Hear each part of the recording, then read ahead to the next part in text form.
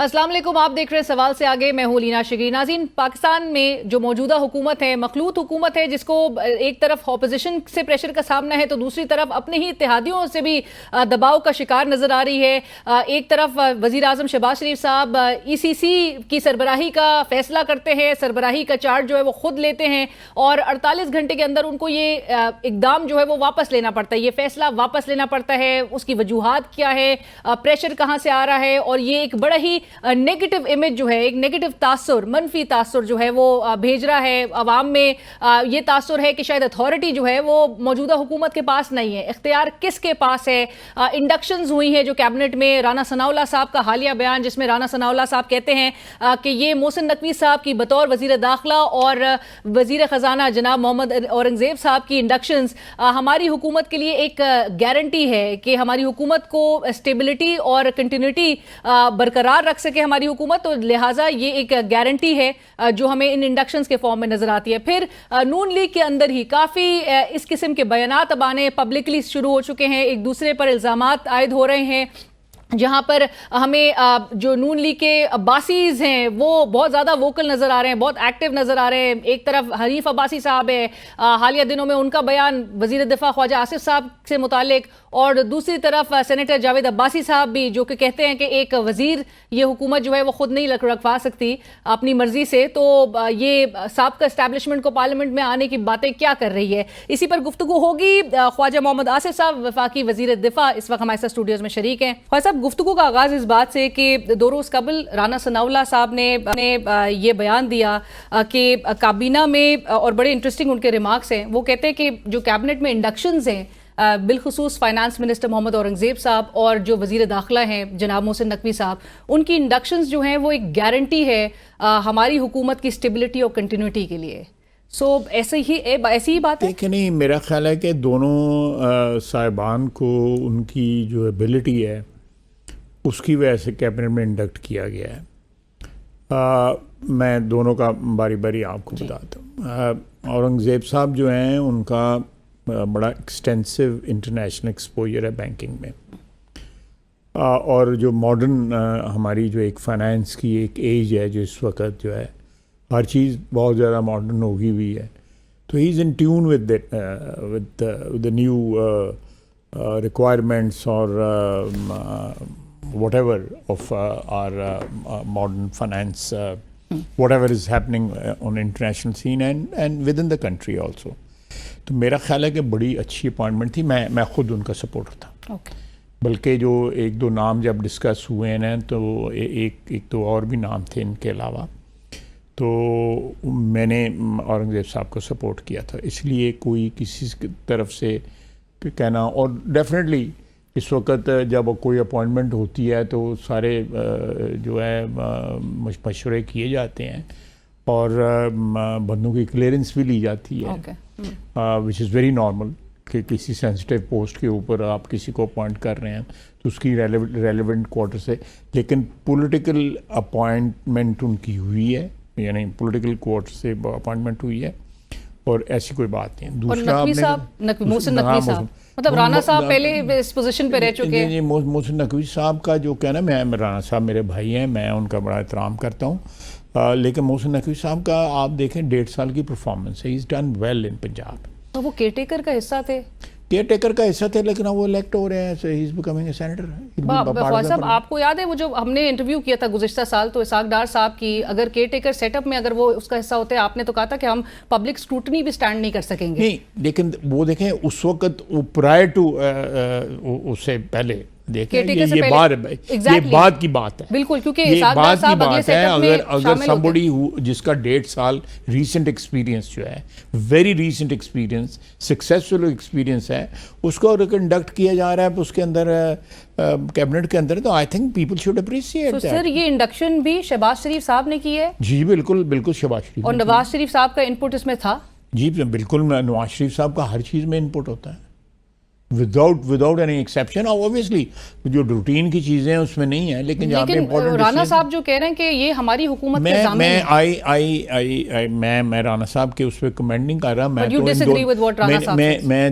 इन दो अपॉइंटमेंट के मुतालिक मैं अपना कमेंट दे रहा हूँ। मैं किसी से डिसएग्री या एग्री नहीं कर रहा। मैं अपना इंडिपेंडेंट कमेंट दे रहा हूँ।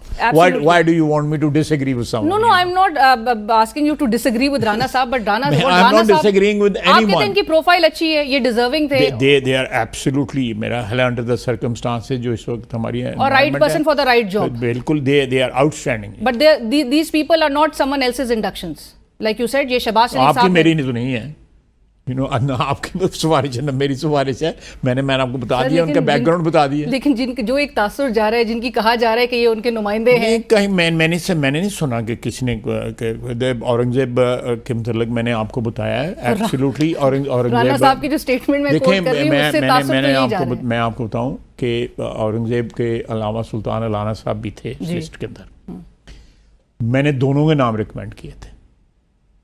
मैंने बड़ी जो कहते हैं जोर से रिकमेंड किए थे कि अगर डार साहब नहीं मानते तो इन दोनों में से किसी बंदे को लेकिन हिज हाइनेस के की वजह से, क्योंकि he is associated with his highness, उसकी वजह से लाना साहब ने जो है ना वो नहीं बन सकते थे। और तो ये बात भी सही है ख्वाजा साहब कि जो औरंगजेब साहब है उनकी नेशनैलिटी उनको ओथ के बाद दी गई है। जी नहीं मैम, उससे पहले हो गई थी, ओथ लेने से पहले उनकी नेशनैलिटी हो गई थी नेशनैलिटी। अच्छा, क्योंकि खबरें जो है वो यही खबरें तो बेशुमार चलती हैं हमारे मुल्क में, और काम में कोई नहीं है। हमारे यहाँ तो खबरें यू कीप चर्निंग आउट खबरें, you know that's the past time, national past time। लेकिन खबर ये थी कि जिस दिन वो वजीर बने उसी दिन उनको शहरियत मिली है। नहीं मैं उससे पहले हो गई थी, बाकायदा you can check the record, you know. Right, but Shahbaz Sharif साहब की जुबानी कलामी तो ये बात नहीं ना होती, जो लिखी बड़ी बात है। ठीक है, बट साथ साथ ख्वाजा साहब ये भी बताइए, 21 मार्च को शहबाज शरीफ साहब एक फैसला लेते हैं, इकोनॉमिक कोऑर्डिनेशन कमेटी की चेयरमैनशिप उनके पास होती है, वो फैसला करते हैं कि वो उसकी सरबराही करेंगे, एंड विद इन 48 आवर्स उनको अपना फैसला वापस ले लेना पड़ता है। उन्होंने मेरा ख्याल है उसको रीअसेस इसलिए किया है कि उनके पास इतनी ज़्यादा इस वक्त, मैं अभी भी आपको रिकॉर्डिंग करा के मैं प्राइवेटाइजेशन की जो ट्रांजैक्शन है PIA की उसमें जा रहा हूँ, he is chairing that meeting. तो मेरा अपना ख्याल है उन्होंने अच्छा किया है कि फौरी रिव्यू कर लिया। बट सर ये एक नेगेटिव बड़ा एक इंप्रेशन नहीं किया, बड़ा मनफी तासुर के हमारे मुल्क में जो है मनफी और मस्बत और मनफी में कोई फर्क नहीं रहा बट ख्वाजा साहब एक डिसीजन लेके वो स्टे भी डिसीजन ये तो नहीं है कि उसके ऊपर बंदा स्टैंड ले जाए। अगर मेरा मतलब स्टैंड लेते तो फिर आपने कहना जी स्टैंड ही ला गया, अगर छड़ देता है स्टैंड लेना चाहिए था। इरशाद है आपने चेयरमैन भी हटा दिया। मेरा अपना ख्याल है कि प्राइम मिनिस्टर को ने ECC की हमेशा हमारे यहाँ ट्रेडिशन रही है कि कोई रेलेवेंट मिनिस्टर को जो है होता है, फाइनेंस मिनिस्टर हमेशा चेयरमैन रहा है। तो उन्होंने खुद ये इसकी सदारत करने का फैसला किया। उन्होंने मेरा ख्याल है कि यही फैसला किया है कि because he has too much to handle, too many things to handle, तो उन्होंने फौरी तौर पर रिव्यू कर लिया। I think no damage done, किसी और तरफ से नहीं है। We can you know it's उसमें कोई शक नहीं है कि ये इस हुकूमत में जो है इस्टेब्लिशमेंट का मशवरा जो है उसकी बड़ी अहमियत है, और पाकिस्तान में ये कोई नई बात नहीं है। पिछली हुकूमत में भी इस्टेब्लिशमेंट के मशवरे जो है बड़ी अहमियत थे, बल्कि वो तो असम्बली में बुला लेते थे उनको, और असम्बली के जो है कमेटियों की मीटिंगें चेयर करते थे इस्टेब्लिशमेंट के बंदे, वो तो इस एक्सट्रीम तक गए हुए हैं। तो अभी तो कोई ऐसी बात नहीं है। I think we are running the government independently. Assembly में कोई ऐसा 15-20 दिन जो गुजरे हैं उसमें कोई ऐसी बात नहीं हुई, या पिछली भी जो 1.5 साल गुजरा है उसमें कोई ऐसी बात नहीं है। और डार साहब को कमेटी से क्यों हटा दिया गया? डार साहब कौन? क्योंकि उनको ECC में पहले इंक्लूड किया गया। मुझे नहीं पता, आपके नॉलेज में नहीं है ये, क्योंकि डार साहब को इसमें इंक्लूड किया गया, उसके बाद डार साहब से को हटा दिया गया और प्राइवेटाइजेशन कमेटी का उनको हिस्सा बनाया गया। I have absolutely no clue about it. Right, but आपने जहाँ पर असेंबली का जिक्र किया ख्वाजा साहब, असेंबली में बुलाने का, आपने भी गुज़िश्ता कुछ दिनों पहले असेंबली में किसी को बुलाने की बात की थी, जिस पर आपने कहा कि आपको धमकियां मौसूल हो रही हैं। चले वो बात गुजर गई है, बार बार उसको टेलीविजन के ऊपर रिपीट करने का क्या फ़ायदा। मैंने उसके बाद 2 दिन कमेंट भी दिए आपकी, लेकिन पार्टी के खुद के, आपकी पार्टी के लोग जो है पार्टी में बड़ी जमहूरियत है, हर बंदा जो है अपनी राय का इजहार कर सकता है। I don't mind. लेकिन आपने, आपकी नज़र से गुजरा हनीफ अब्बासी साहब ने जो एलिगेशंस लगाए, मैंने नहीं। Would you want me to? नहीं, मैं I don't want to comment on anyone's. या बट आपकी पार्टी के द पार्टी अब ये बात कही जा रही है। मैं अगर कोई मुझे कमेंट करता है मेरे ऊपर तो उनकी लिबर्टी है, मैं public figure, But would you stand by your demand कि इनको बुलाना चाहिए? एक ट्रूथ कमीशन की तो बात हो रही है, लेकिन बुलाना चाहिए, ये जवाब तलब होने चाहिए। देखिए, मैंने एक अगर रेफरेंस आप देखें कि मैंने उनका उसी असेंबली में आके उन्होंने तौजी या आर्गूमेंट दिया था कि तालिबान को यहाँ पे आना चाहिए, पाकिस्तान वापस आना चाहिए और आगे हैं उनको बसाना चाहिए, उनसे मोहब्बत और प्यार बढ़ाना चाहिए, ये कहा गया था। तो मैंने उस रेफरेंस में, उस कॉन्टेक्स्ट में बात की थी कि इस असेंबली में आके उन्होंने एडवोकेट की ये केस किया था। इस असेंबली में जवाब दें आके कि भाई वो क्यों, why this has flopped, you know, this whole thing, you know, जो भी whatever was built around this argument, वो क्यों फ्लॉप हुआ। लेकिन इसी पे क्रिटिसिज्म जो है वो तारर साहब, आजम नज़ीर तारर साहब ने भी कहा नहीं, पार्लियामेंट में नहीं बुलाया जा सकता। They all have their own opinion and they are entitled to their opinion. Right. I am entitled to my opinion. Why do you want कि मैं उनके साथ कुश्ती क्यों शुरू कर दूं? नहीं, बिल्कुल भी नहीं, लेकिन आप चाहते हैं मैं उनसे कुश्ती करूं? Not at all. लेकिन सेनेटर जावेद अब्बासी साहब, again I don't want to discuss individuals with you, but कौन है जावेद अब्बासी साहब? आपकी पार्टी के सेनेटर जावेद अब्बासी साहब। नहीं, सेनेटर साहब तो कोई नहीं है जावेद अब्बासी। फॉर्मर सेनेटर है जावेद अब्बासी। अच्छा, नहीं, मैं मिक्सिंग अप, यू नो। अच्छा, बट शाहिद खान अब्बासी साहब को तो जानते होंगे? मैं जानता हूं। अब्बासी साहब भी इसी किस्म का ओपिनियन रखते हैं। they are all entitled to, but Javed Abbasi साहब कह रहे हैं कि आप अपने मर्जी का वजीर नहीं रख सकते हैं, तो आप जनरल बाजवा को बुलाने की बात कर रहे हैं। चले, मैं ये भी उनका ओपिनियन है। I am a public figure, मैं पब्लिक स्टेटमेंट देता हूँ, उसमें कमेंट पॉजिटिव भी आते हैं, नेगेटिव भी आते हैं। No, I am not bound to retaliate और react on every comment, you know, why should I. मैंने अपना ओपिनियन कहते हैं, खैर चला, अब जाकर ठंड करो। But criticism again with in the party और सारी political parties I welcome criticism publicly. मुझे कोई गाली भी दे तो मैं वो भी वेलकम करता हूं। तो पब्लिकली भी आप चाहेंगे कि तनकीद करें? जरूर, दैट्स हेल्दी, बिल्कुल, that's the essence of democracy. Khawaja साहब, जो हम बात कहते हैं इसहाक डार साहब की, एज फाइनेंस मिनिस्टर आपने कहा कि औरंगजेब साहब was the right person for the right job at this point in time. जी, नॉट डार साहब। नहीं, डार साहब का चॉइस थी, बट अगर डार साहब अगर नहीं मानते तो कौन और लोग कंसिडर होने चाहिए। जब नाम आए तो मैंने, यू नो, इनफॉर्मली, कोई फॉर्मल डिस्कशन नहीं थी। बट डार साहब खुद नहीं बने ख्वाजा साहब, या शहबाज शरीफ साहब ने उनको कंसिडर ही नहीं किया?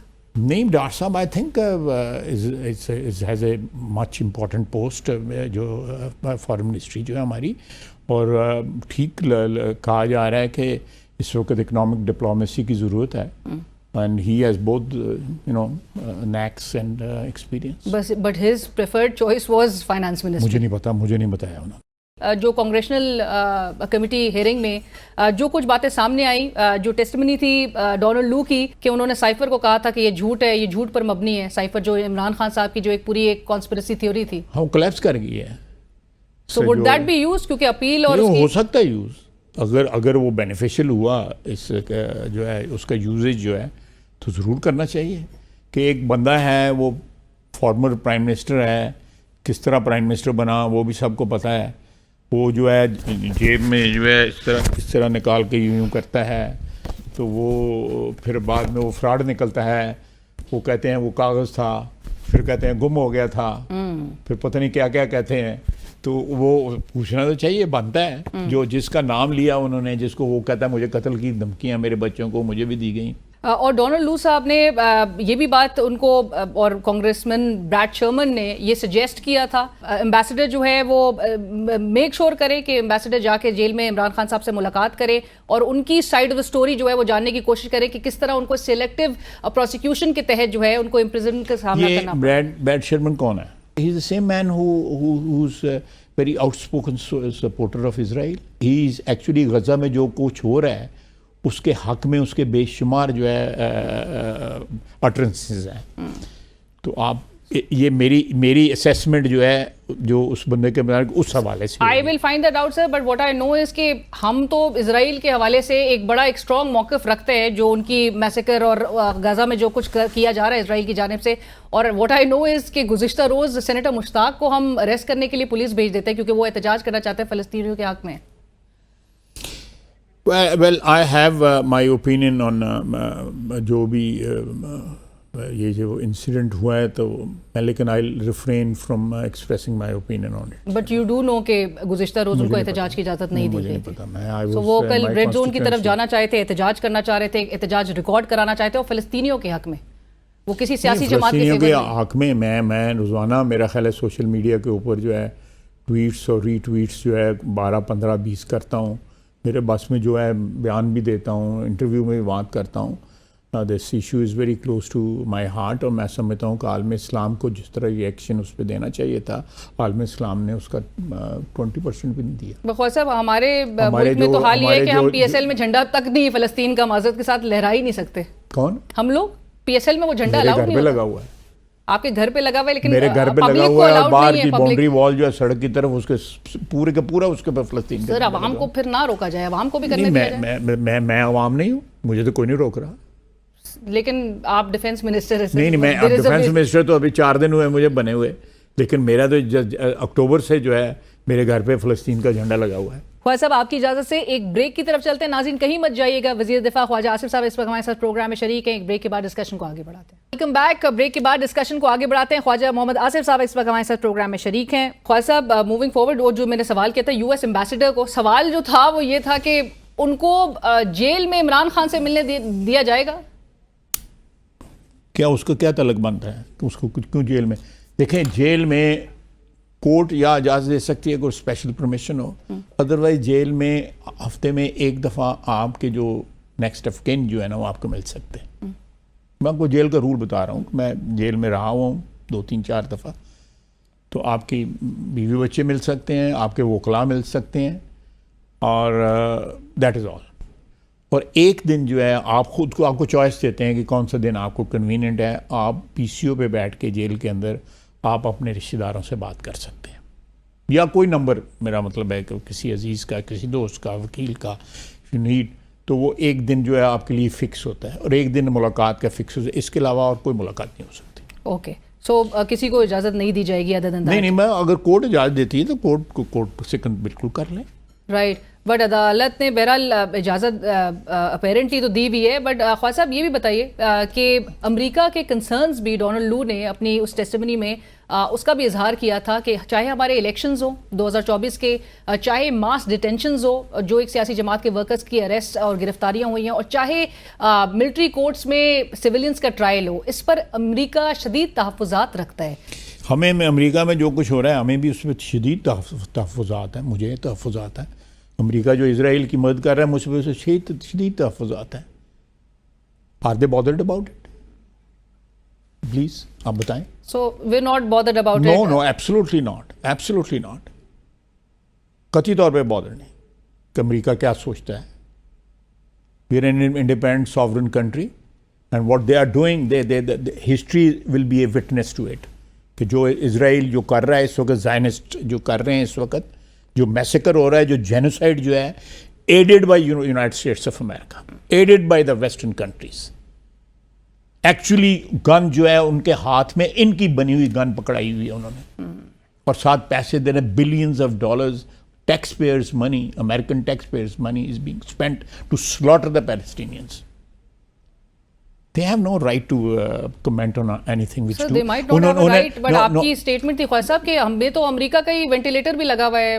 Are we in a position to tell them कि हम, देखें ये वो मजबूरियां हैं, वो तो मजबूरियां हैं, वो तो नेशनल मजबूरियां हैं। आपने मुझसे ओपिनियन पूछा है, मैंने अपना ओपिनियन आपको बता दिया है कि दिस इज माय ओपिनियन। तो क्योंकि हमें कि अगर उन्होंने हमारे इलेक्शन के बारे में कि यहाँ पे कोई इन्वेस्टिगेशन करनी है, पहले जो ट्रम्प कर रहा है उसका तो रोना धोना बंद करवा लो। वो कहता है मेरे से धांधली हुई है पिछले इलेक्शन में, कहता है ना, पहले अपना घर ते सीधा कर लें फिर साढ़े घर आन। और जो इलेक्शंस की यानी कि इन्वेस्टिगेशंस में भी वी विल नॉट वो अपना इलेक्शन पहले इन्वेस्टिगेट करवाएं, let them set their house in order, फिर किसी की तरफ फिंगर पॉइंटिंग करें। ये डबल स्टैंडर्ड्स, मैं पर्सनली, मेरे स्टेट क्या कह रही है क्या नहीं कह रही है, I am not I am no one to comment on that. Khawaja मेरा जाती ओपिनियन है कि they have absolutely no right to comment on our elections. Sir, but your statement will come out as defence minister. बिल्कुल आने दें। मैं कहता हूं आप री चौक में कह के ये बात खड़े होकर ये बात कहता हूं कि फ़लस्तीनियों का खून है उनके हाथों के ऊपर, उनको दुनिया की किसी बात पे कमेंट करने का हक नहीं है।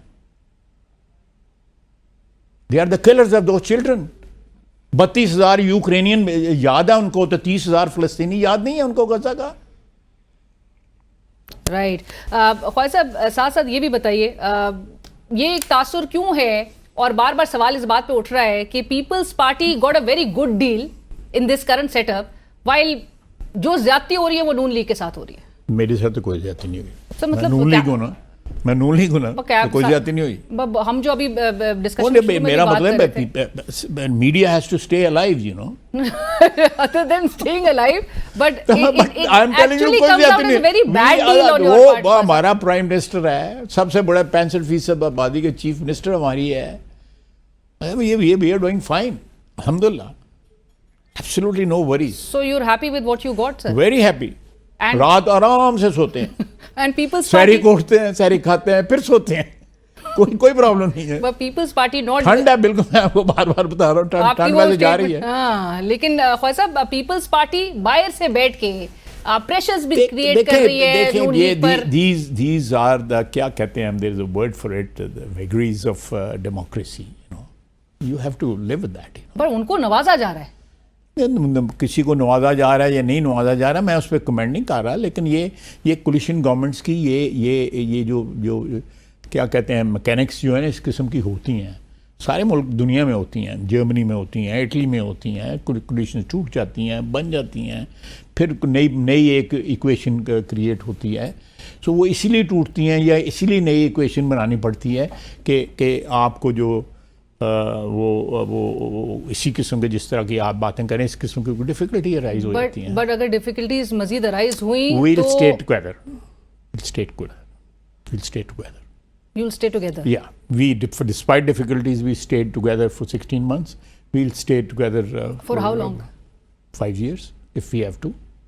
आपने क्योंकि लास्ट मेरे प्रोग्राम में कहा था कि हम मिड टर्म इलेक्शंस की तरफ भी जा सकते हैं, हमें नहीं, जब वो लगे तो हर वक्त पॉसिबिलिटी होती है, डेमोक्रेसी में जो है ये पॉसिबिलिटी तो रहेगी। आई कैनॉट से कि भाई ये चीज़ जो है कतई तौर पे नहीं हो सकती। But was this the reason कि नवाज शरीफ साहब ने खुद आके इस हुकूमत की सरबराही करना पसंद नहीं की? नहीं, that's not the reason. That's not the reason. मियाँ साहब अब क्या सोच रहे हैं? मियां साहब बिल्कुल, ही इज़ वेरी एक्टिव। और वो पाकिस्तान में ही रहेंगे क्योंकि कुछ पाकिस्तान में शहमुगोइयाँ रहेंगे। हो रही थी कि वो शायद लंदन नहीं, चले। नहीं, वो तो मैं आपको बता रहा हूँ, मीडिया ने भी तो अपनी रोजी कमानी होती है ना। So he will be here. बाद लोगों ने मीडिया में रहना होता है, बाद लोगों ने मीडिया में अपनी सैलरी जस्टिफाई करनी होती है, तो he is here. I was with him for about 1.5 hours this morning, and there were couple of other people also. So does he have any reservations regarding the current setup? कोई No, he doesn't have any reservation. वो मुतमईन है जिस तरह भी चल रहा है। बिल्कुल मुतमईन है। एंड अगर कोई ऐसी बात हो तो वो हम बैठ के उसमें कोई छोटी मोटी जो टिंकरिंग जो है कोलिशंस में होती है कर लेंगे, कैसी कोई no worries about it. And authority जो है, जो इख्तियार है, वो वजीर आजम के पास है, या आप जिस तरह से देखें, पाकिस्तान तहरीक इंसाफ की हुकूमत के हवाले से पार्टी कहते थे कि एब्डिकेशन ऑफ रिस्पॉन्सिबिलिटी हो गई थी। देखें जी, मियाँ शहबाज शरीफ पार्टी हेड भी हैं, पार्टी के प्राइम मिनिस्टर के पार्टी ने बनाया हुआ है, लेकिन जो पावर जो है हमारी पार्टी की डिसीजन मेकिंग की, दैट वेस्ट इन मियाँ Nawaz Sharif, you know, without any question. उसके मतलब कोई इबहाम नहीं है, there is no ambiguity about it. For all major decisions जो है मियाँ साहब की नॉड की ज़रूरत होती है। और सिविल मिलिट्री रिलेशन को किस तनाजुर में देखा जाए? आइडियल है, फर्स्ट क्लास है, फर्स्ट क्लास और आइडियल मेरा मतलब सेम ही है। फर्स्ट क्लास है relation, first class, no problem. And there has been no abdication of responsibility so फार।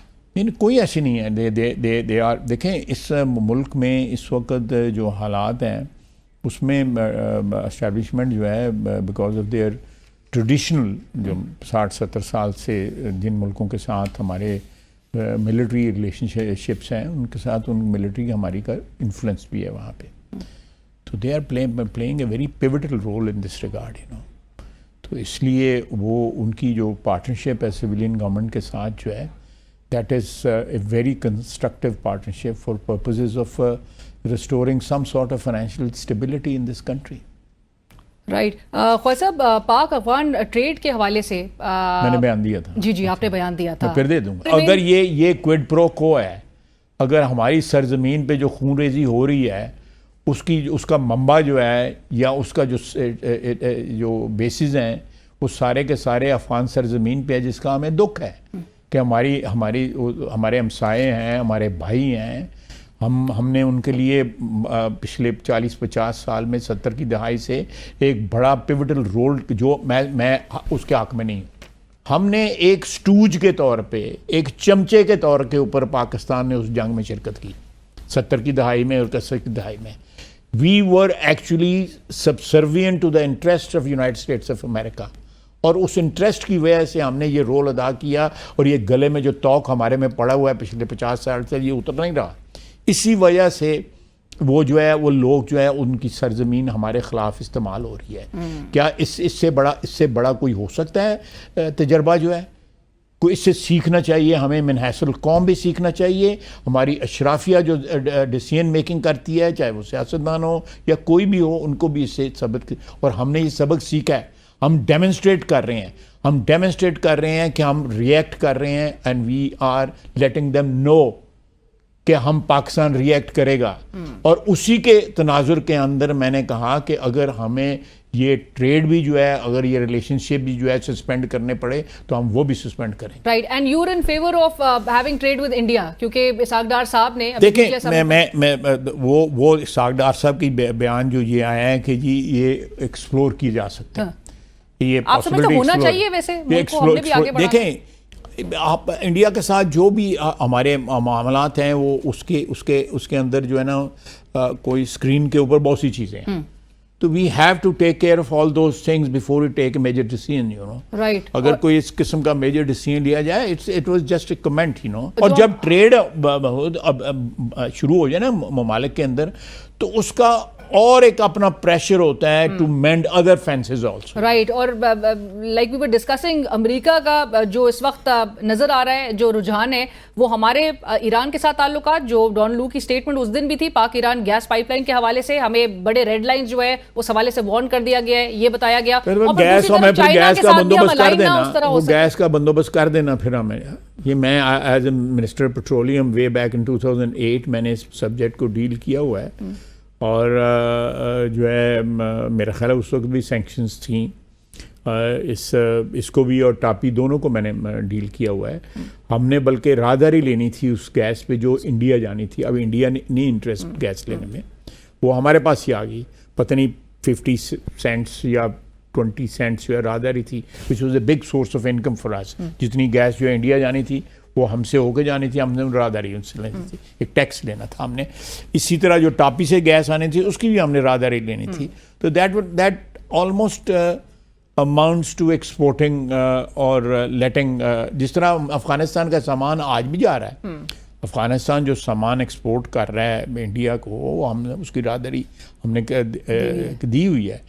उधर से जो है वो जो है अफगानिस्तान नहीं आ रहा। This is how this arrangement right, but works, we will take our own decisions. We'll take our own decisions. Right, last में सिर्फ ये बता दीजिएगा Khwaja Sahab, and we'll wrap up. या तो फिर हमें कोई alternate दे दें। ठीक है, पर ख्वाजा साहब आखिर में तहरीक इंसाफ जलसा करना चाह रही है 30 मार्च को।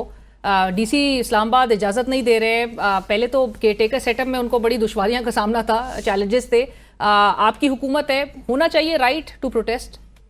होना चाहिए, तो लेकिन जो भी डिसीजन जो है, ये एक बेसिक राइट है, एक फंडामेंटल राइट है टू प्रोटेस्ट, यू नो।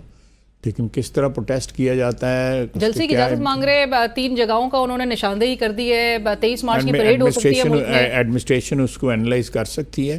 अगर आप चाहते हैं कि होनी चाहिए इजाजत, इमरजेंसी, ये एक राइट है जो मुख्तलिफ औकात में जो है नहीं ग्रांट किया जाता। हमें भी नहीं ग्रांट किया जाता था, हमें भी वो उधर भेज दिया था, किधर बड़ी दूर की जगह थी, कश्मीर रोड के ऊपर जो है, आधा घंटा लगता था पहुंचने पे। परेड ग्राउंड नहीं, परेड ग्राउंड तो इधर है, वहाँ पे जहाँ पे JUI ने किया था, और बाकी पार्टियां भी साथ हैं, तो ये भी कर लें पेशावर मोड़ पे। बट जो कंडीशंस, जो रीजन साइड किए जा रहे हैं DC इस्लामाबाद की तरफ से, वो लॉ एंड ऑर्डर सिचुएशन को कोट किया जा रहा है। क्या लॉ एंड ऑर्डर सिचुएशन इस हद तक खराब है कि किसी को जलसे का इनेकाद नहीं करने दिया जाए? आई थिंक ये एडमिनिस्ट्रेशन का आउटलुक है। मैं But, पॉलिटिकल वर्कर की हैसियत से एक बयान दे के why should I preempt their decision. But you say कि होना चाहिए right to protest. Right to protest सबको मिलना चाहिए। ठीक है, सबको मिलना चाहिए। बहुत शुक्रिया ख्वाजा आसिफ साहब, thank you so much for joining. वफाकी वज़ीर दिफा ख्वाजा आसिफ साहब इस वक्त हमारे साथ प्रोग्राम में शरीक थे, जिन्होंने कहा कि कोई ऐसा तासुर दुरुस्त नहीं है कि हुकूमत बाइख्तियार ना हो। वज़ीर आज़म शहबाज शरीफ साहब खुद फैसले कर रहे हैं, कोई प्रेशर्स, कोई दबाव का सामना नहीं है मौजूदा हुकूमत को, और मौजूदा हुकूमत अपनी मुद्दत मुकम्मल करती हुई दिखाई देगी। वक्त हुआ एक ब्रेक का, ब्रेक के बाद आते हैं। नाज़रीन वेलकम बैक, और ब्रेक के बाद हम बात करेंगे कि अगले माह पाकिस्तान IMF के एक नए प्रोग्राम के हवाले से निगोशिएट करेगा। 24वां प्रोग्राम होगा। हर हुकूमत जब अस्यूम करती है पावर और चार्ज संभालती है तो उसके लिए एक जो बड़ा चैलेंज होता है वो IMF से निगोशिएशंस होती हैं। एक प्रोग्राम की तरफ हमें जाना ही जाना होता है। हम IMF हमें फिर अंडर दैट प्रोग्राम बोलता है ABCD तमाम इकदाम लो, लेकिन जो हमारे करने के काम हैं वो क्या हैं और वो हम क्यों नहीं कर पा रहे। 24 IMF programmes against speaks volumes के हम जो हमारी प्रायोरिटीज़ है क्या हम उनको सेट कर पा रहे हैं जो हमारे करने के काम है। और 4.1 मिलियन पीपल पाकिस्तानी, जब कहा जाता है कि जी सिस्टम में आइडेंटिफाइड हैं लेकिन वो टैक्स नेट में नहीं है, टैक्स नहीं देते, सो यहाँ पर क्या सियासी विल नहीं है इनको टैक्स नेट में लाने के लिए। अब हमें मौजूदा वज़ीर ख़जाना तो काफ़ी बात कर रहे हैं, लेकिन साबिक़ वफाकी वज़ीर ख़जाना जनाब असद उमर साहब हमें ज्वाइन कर चुके हैं, सीनियर सियासतदान, बल्कि let me rephrase, senior retired सियासतदान आप हैं। असद उमर साहब, अस्सलाम वालेकुम सर। वालेकुम अस्सलाम। बहुत शुक्रिया असद साहब हमारे लिए वक्त निकालने का। आपने एक सीरीज ऑफ आर्टिकल्स भी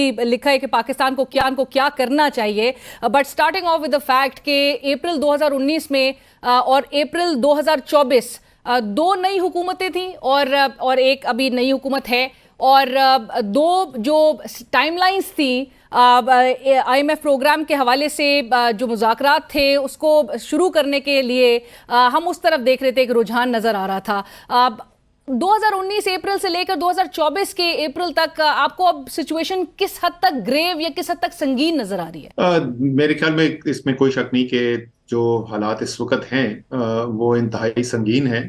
जो अप्रैल 2019 तो शायद उसको थोड़ी सी बेहतरी आ चुकी थी, लेकिन जरूर अगस्त 2018 में जिस वक्त इमरान खान वजीर आजम बने, तहरीक इंसाफ की हुकूमत आई, तो उस वक्त भी एक बहुत बड़ा शदीद बहरान था। पाकिस्तान की बैरूनी खसारा पाकिस्तान की तारीख का सबसे ज्यादा था, तो उस वक्त भी एक बहुत बड़ा एक बहरान था। उसके बाद आहिस्ता आहिस्ता अगले 2-3 सालों के अंदर थोड़ी बेहतरी आई। पिछले 2 साल के अंदर हमने एकदम से शदीद उसके अंदर खराबी होते हुए देखा, और आज से कोई तकरीबन आप समझ लें 6-8 माह पहले तो इतने खराब हालात हो गए थे कि पाकिस्तान की तारीख में कभी नहीं हुए। उससे थोड़े से निस्बतन बेहतर हुए, लेकिन आप एक समझ लें कि मुसलसल बहरान के जरिए गुजर रहा है पाकिस्तान।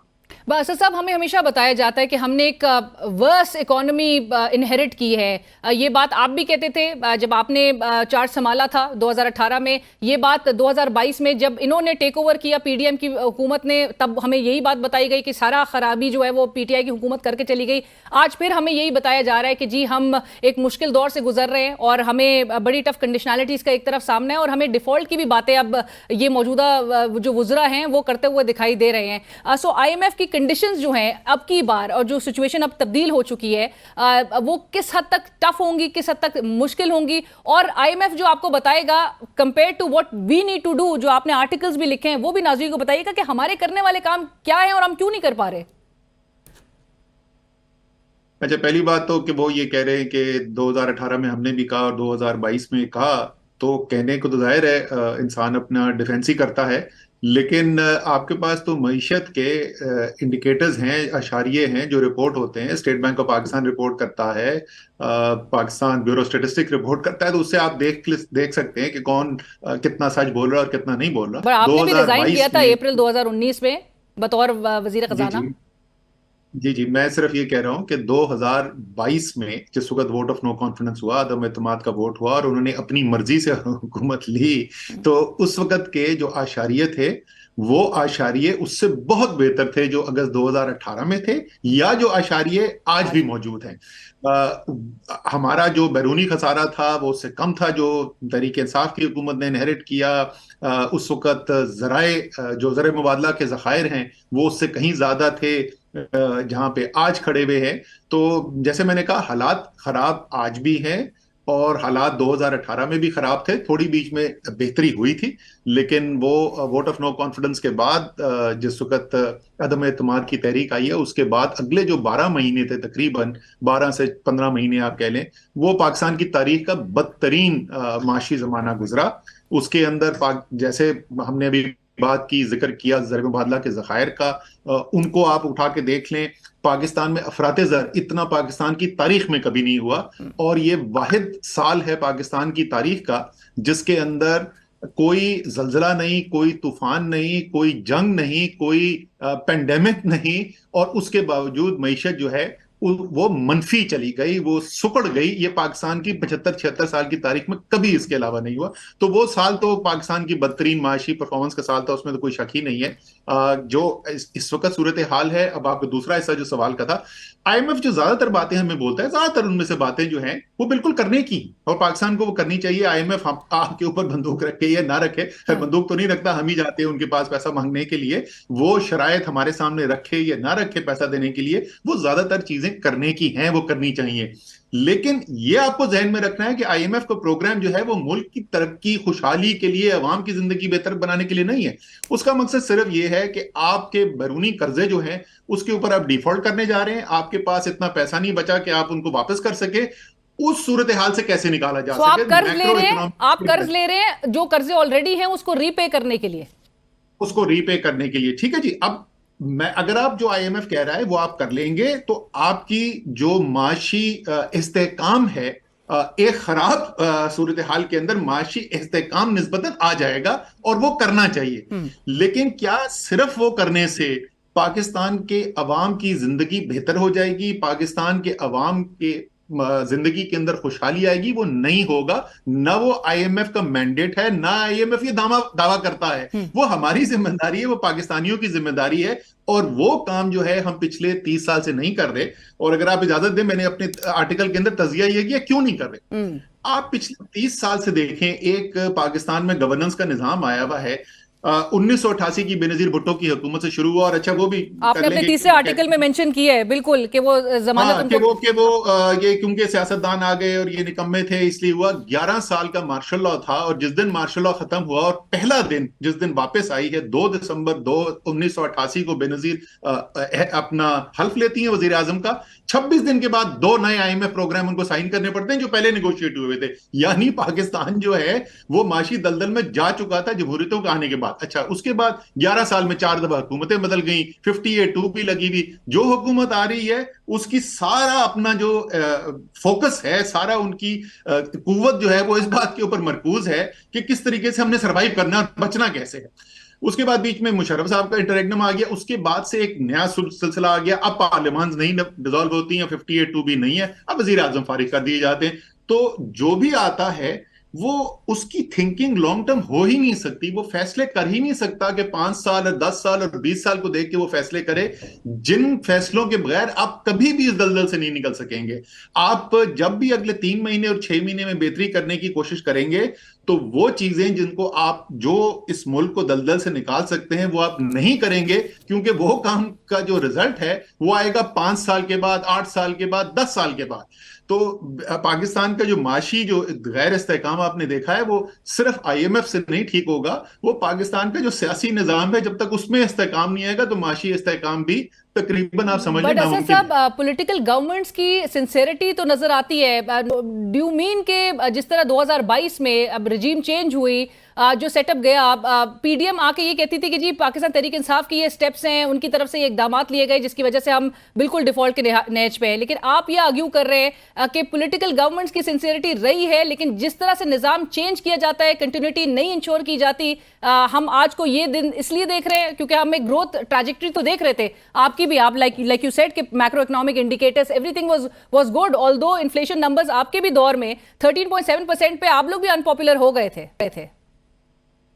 अच्छा, पहली बात तो जस्ट क्विकली आप इस पे कहते हैं कि यहाँ 12% अफरात ज़र थी जिस वक्त वोट ऑफ नो कॉन्फिडेंस आया है, लेकिन वो अफरात ज़र 12% से बढ़ के 38% के ऊपर गई थी, यानी 3 गुना से भी ज्यादा महंगाई की शरह में इजाफा हुआ। लेकिन आप जो बात करें थे कि मैं उसको सिंसेरिटी की बात नहीं है, मैं ये कह रहा हूं कि एक सूरत हाल का सामना है पाकिस्तान को, माशी फैसले आपने करने हैं जिनके दूर रस नताइज हों और बेहतरी जो है वो सिर्फ चंद माह के लिए ना नजर आए, वो बेहतरी जो है हमें अगली नस्ल के लिए नजर आए। ये फैसले वो हुकूमत कर सकती है, वो निजाम कर सकता है जिसके अंदर इस्तेकाम हो, जिसको ये पता हो ये इलेक्शन हुआ है, इस इलेक्शन का रिजल्ट ये आया है, अब ये हुकूमत आ गई अवाम के वोट के साथ, अब इन्होंने 5 साल काम करना है, वो अच्छा काम करेंगे, अवाम उनको दोबारा वोट दे देगी, वो अच्छा काम नहीं करेंगे उनको फारिग कर दिया जाएगा। ये सिर्फ हमारे साथ नहीं, और 2022 की अदम इस्तेकाम की बात कर रहे हैं, हमारे तो दिसंबर 2019 के अंदर धरना इस्लामाबाद बैठा हुआ था, और ये पिछली हुकूमतों के साथ भी होता रहा है। मैं सिर्फ तहरीक इंसाफ की हुकूमत का नहीं कह रहा, मैं तो कह रहा हूं कि पूरे सियासी निजाम के अंदर पिछले 30 साल से आपको इस्तेकाम नजर ही नहीं आया, और जब इस्तेकाम नजर नहीं आया तो आप अगर समझते हैं कि सियासी इस्तेकाम ना हो और माशी इस्तेकाम हो जाए, ये नहीं होने वाला। तो सर वो इस्तेकाम अच्छे को सियासतदान हैं, बुरे सियासतदान हैं, वो सिंसियर थे या नहीं थे, वो तो सानवी बात है। बट इस्तेकाम को कैसे इंश्योर करें? आप अपने आर्टिकल में तो पार्लियामेंट की स्ट्रेंथनिंग को आप जरूर फोकस करते हैं, आप कहते हैं कि जी उसको बिल्कुल बाइख्तियार बनाया जाए। आपको भी पता है कि इख्तियारात किधर फॉल करते हैं। आज वजीर आजम शहबाज शरीफ साहब कितने बाइख्तियार हैं, सब पूरी कौम जो है वो डिस्कस कर रही है। ईसीसी के चेयरमैन वो अपने आप को लगाते हैं, वो 48 घंटे के अंदर उसकी चेयरमैनशिप से जो है उनको फैसला वापस ले लेना पड़ता है। तो ये कैसे इंश्योर होगा?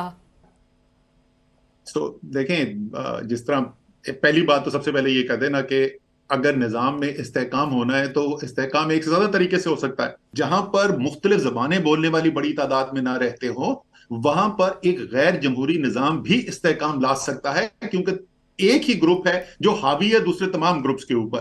पाकिस्तान जैसे मुल्क के अंदर ये मुमकिन ही नहीं है। वो उसके अलावा, जिस तरह मैंने अपने आर्टिकल्स के अंदर भी लिखा, पाकिस्तान तो बना जमहूरियत की बुनियाद के ऊपर है। दुनिया का पहला मुल्क था जो वोट की बुनियाद के ऊपर हासिल किया गया। कायदे आजम जो है वो आइन के पे यकीन रखने वाले, कॉन्स्टिट्यूशनल डेमोक्रेसी पे यकीन रखने वाले। तो पाकिस्तान को अगर इस्तेहकाम मिलना है तो जमहूरियत से मिलना है।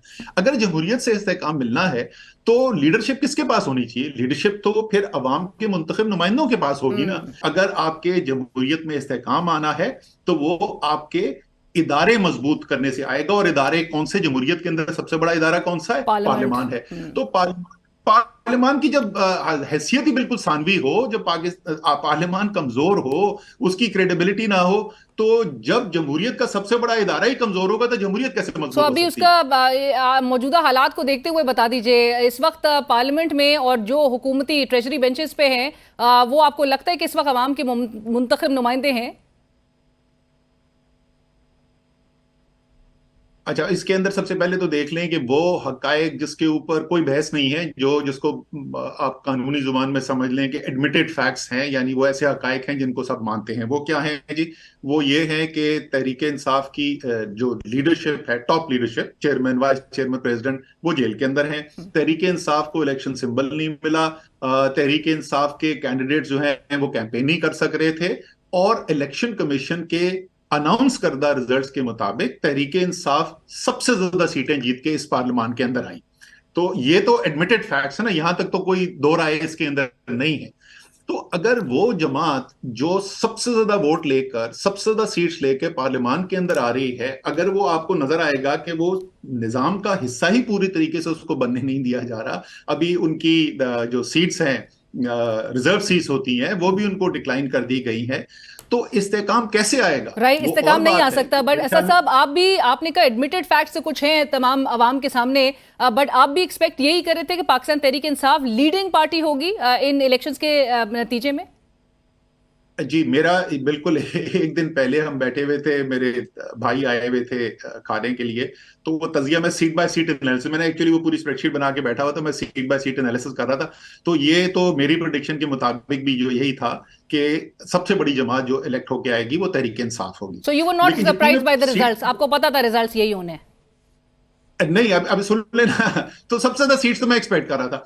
तो मेरे एक भाई ने मेरे, जब सब खत्म हो गया तो उन्होंने मुझसे पूछा, उन्होंने कहा कि अच्छा ये बताओ कि अगर बिल्कुल फ्री एंड फेयर इलेक्शन हो रहे होते तो फिर कितनी सीट्स मिलती?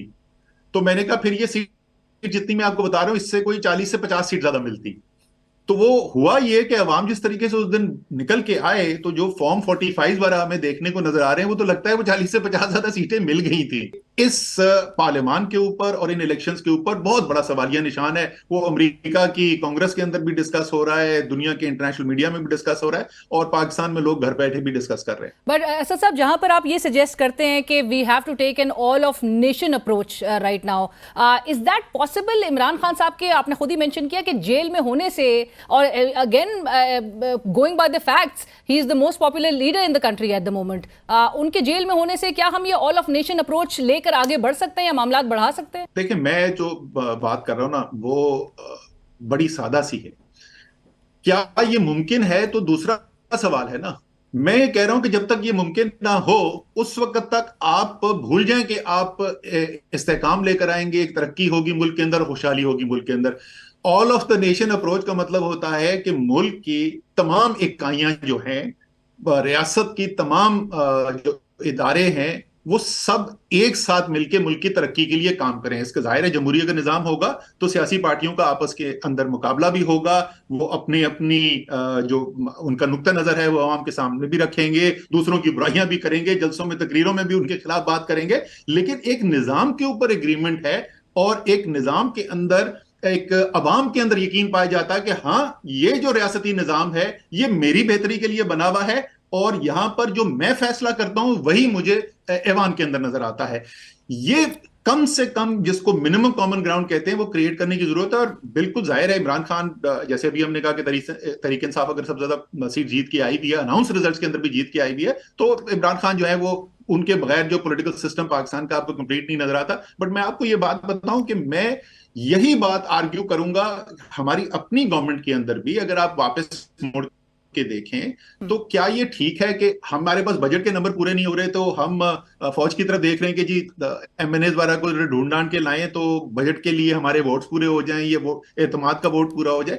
ये पूरे निजाम को, सबको, किसी की गलती जो है वो छोटी होगी, किसी की गलती बड़ी होगी, लेकिन जब तक सब के सब ये मानने को नहीं तैयार होंगे कि मुझे अपना रवैया बदलने की जरूरत है, अपने से सबसे पहले शुरू करके, तो हम जिस कामयाबी को देखना चाहते हैं तो नहीं देख सकते। राइट। और असद साहब, आखिर में सिर्फ दो चीजें बहुत ब्रीफली चाहूंगी, मैं I am instructed to wrap up. Shahbaz Sharif साहब की ईसीसी की चेयरमैनशिप पहले लेने का और उसके बाद वापस से उन्होंने ये फैसला जो है 48 घंटे के अंदर उन्होंने वापस ले लिया। How do you read his move? देखिए, उन्होंने एक कंट्रोवर्सी खड़ी कर दी है अपने वजीर खजाना के बारे में। पहले से ही सबको पता था कि ये बहुत एक कंट्रोवर्शियल डिसीजन है। एक पार्टी के बाहर से आप लेकर आ रहे हैं इसहाक डार साहब, जो इतने नवाज शरीफ साहब के करीबी साथी रहे हैं, वजीर खजाना रहे हैं, पहले आप उनको हटा रहे हैं। और उसके बाद सबसे पहला सिग्नल आपने ये दिया कि अच्छा, मैं ले तो आया हूं वजीर खजाना, लेकिन मुझे इसके ऊपर पूरा इत्मीनान नहीं है, या मैं पार्टी को अपने ये कन्विंस नहीं कर सका कि इनको अपना वजीर खजाना माना जाए, इसलिए चले ईसीसी में खुद चला लूंगा। तो आपने तो अपने वजीर खजाना का कद खुद ही कम कर दिया पहले दिन ही। अच्छा, वो पंजाबी में कहते नानी ने खसम किता बुरा किता करके छड़ देता होर बुरा किता। तो आपने तो वो वाला काम किया, वो डिसीजन लेके इतनी बड़ी कंट्रोवर्सी खड़ी कर दी। ब्रेक से पहले ख्वाजा आसिफ साहब कह रहे थे, क्लैरिफाई कर रहे थे कि ख्वाजा आसिफ साहब कह रहे थे शहबाज शरीफ साहब के पास वैसे ही बहुत काम है, तो उन्होंने रियलाइज कर लिया बहुत जल्दी कि वो ये नहीं कर सकेंगे। ख्वाजा आसिफ से बोले कि अगर वो ये मानने को तैयार है तो भाई, मुस्लिम लीग नून जो है वो 4 दफा हुकूमत बना चुकी है। और ये पहले भी मैं कहता था, आप अलीना मेरे अप्रैल 2022 से लेके अगले 6, 7, 8 माह के प्रोग्राम देख लें। मैं हर प्रोग्राम में कहता था कि मुस्लिम लीग जो इस वक्त सियासी खुदकुशी करने जा रही है, पीपल्स पार्टी को कोई फर्क नहीं पड़ेगा। और आपने देखा इस इलेक्शन के अंदर पीपल्स पार्टी की ज्यादातर सीटें जो है वो जेन्युइनली जीत के आए हुए हैं। मैं कहता था कि जरदारी साहब घर बैठे हंस रहे हैं, वो एक ही साथ नवाज शरीफ और इमरान खान दोनों से बदला ले रहे हैं। अपनी सियासत ये दफना देंगे। अब दफना दी है सियासत, अब अगर दफना दी है और ख्वाजा आसिफ को ये नजर आ रहा है, तो उनसे बोले यार अपने ऊपर रहम करें, 4 दफा हुकूमतें कर चुके हैं, कोई और अच्छा काम करें। लास्ट में please allow me to ask you, और ये लोग भी जानना चाहते हैं, प्रेस कॉन्फ्रेंस गुज़िश्ता साल करके पीटीआई छोड़ने और सियासत से ये अलहदगी इख्तियार करने पर कोई रिग्रेट है? नहीं जी, मैं फैसले करके पीछे कभी भी नहीं देखता, हमेशा आगे देखता हूं। और पाकिस्तान की सियासत के अंदर इंशाल्लाह और बेहतर लोग आएंगे और लीडरशिप इमर्ज करेगी। तहरीक इंसाफ जाहिर है जिसका मैं हिस्सा था, जिसके साथ मेरी इतनी करीबी वाबस्तगी थी, वहां पे भी आप देख रहे हैं एक नई लीडरशिप इमर्ज कर रही है। आपने 1 साल 1.5 साल पहले सलमान अकरम राजा, शेर अफजल मरवत, बैरिस्टर गौहर और बड़े नाम है, और पुराने जो यंगस्टर्स थे वो इमर्ज होकर ज्यादा बड़ी पोजीशंस पे आना शुरू हो गए। हमाद अजहर एक बहुत अहम ओहदे के ऊपर इस वक्त आ गए। सो नई लीडरशिप इमर्ज करेगी और नया जोश, नया बलबला आएगा और आपने जहां पर जिक्र, जी जी जी जी बोलिए। आपने शेर अफजल मरवत साहब का जिक्र किया तो लेट मी से दिस कि उन्होंने एक प्रोग्राम में कहा, जब उनसे पूछा गया कि जेल में उन्होंने इमरान खान साहब से मुलाकात की तो इमरान खान साहब ने वो कौन से 2 नाम थे जिन पर उनको सबसे ज्यादा मायूसी हुई, वो एक नाम आपका था, एक नाम महमूद खान साहब का था। जी मैं सरप्राइज नहीं हूँ इस जवाब से। महमूद खान को भी खान साहब बहुत बहुत पसंद करते थे, और उनके जो पसंदीदा लोग थे और उनकी कारकर्दगी भी जो थी बतौर वजीर आला खैबर पख्तूनख्वा, वो उससे खान साहब बहुत मुतमईन थे। तो शेर अफजल मरवत जो कह रहे हैं उससे मैं सरप्राइज नहीं हूँ। बट आप खुश हैं कि नई लीडरशिप आ रही है सामने और बेहतर अब हमें सिचुएशन नजर आएगी, सूरत हाल नजर आएगी for the party and for the country as well? जी जाहिर है कि देखिए, मैं हमेशा से ये कहता हूं कि अगर आपके ऊपर, आपका अल्लाह के ऊपर ईमान है, जो जो सबका हम सबका है, बेशक। तो आप कभी उम्मीद खत्म ही नहीं कर सकते ना। आपकी हमेशा उम्मीद जिंदा रहेगी, क्योंकि अल्लाह ताला जो हमें लगता है नामुमकिन चीज है, और ये बहुत सारी चीजें जो मैंने आर्टिकल में, जो आप भी मुझसे पूछ रही थी, ये कैसे होगा, ये कैसे मुमकिन होगा, जो इंसानों को नामुमकिन नजर आता है वो अल्लाह ताला के लिए एक बहुत छोटी सी चीज होती है। तो हमेशा बेहतरी की ख्वाहिश रखनी चाहिए, बेहतरी की एब्सोल्युटली। उम्मीद रखनी चाहिए, और अल्लाह ताला बेहतरी करेगा, इंशाल्लाह ताला पाकिस्तान उठेगा। राइट, इंशाल्लाह। थैंक यू सो मच, बहुत शुक्रिया असद उमर साहब फॉर जॉइनिंग अस। साबिक वफाकी वज़ीर असद उमर साहब इस वक्त हमसे बात कर रहे थे, जिन्होंने कहा इस्तेहकाम, कंटिन्यूटी, हुकूमतों की जो तसलसल है उसको यकीनी बनाना, इदारों की मजबूती को यकीनी बनाना ही, तभी हम मुल्क में इस्तेहकाम और जो माशी इस्तेहकाम से जुड़ी तमाम चीज़ें हैं वो हम तभी देख सकते हैं कि अगर हम हुकूमतों को चलने दिया जाएगा, हुकूमतों को परफॉर्म करने दिया जाएगा। एक अगर हमें वज़ीर आज़म आता हुआ और दूसरा जो है वो तैयार नजर आए कि उसको रिप्लेस करेगा, तो ऐसे में lack of continuity in the governments will actually reflect in the kind of situation we are facing now. Pakistan को इस वक्त संगीन बहरान का सामना है, चैलेंजेस का सामना है। पाकिस्तान तहरीक इंसाफ से मुतालिक उन्होंने कहा नई क़यादत है और बिल्कुल पाकिस्तान जो है वो आगे बढ़ता हुआ, आगे उठता हुआ दिखाई दे रहा है असद उमर साहब को। और इसी के साथ ही हमें कल तक के लिए इजाज़त दीजिए। अल्लाह हाफ़िज़।